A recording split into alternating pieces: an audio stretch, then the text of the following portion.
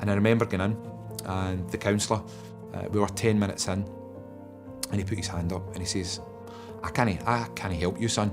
I can't help you. And I was like, why? He said, because I've never placed a bet in my life.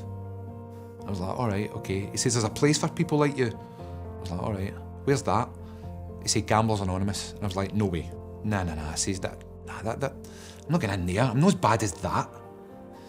This is where this illness had took me. Completely deluded. That's exactly the place I needed to be. And I went home and I told my partner everything. And my stomach was heaving. I was going to go to GA, I wasn't going to go. And I eventually went, and I walked in that night, and I remember an older gentleman approaching me who was 40 years off a bet. And he approached me and he said 4 words that would change my entire life. He approached me, put out the hand of friendship. His name was Dan. And he said, you are not alone. And I sat down, and that night I absolutely spilled my guts to a room full of absolute strangers at that time. And you know what? Nobody fell off their seat.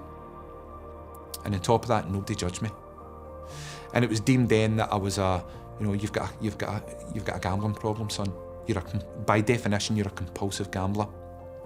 And I was quite glad about that, because I thought I was the only person out there doing this. And no matter what I said in that room, they had all done it.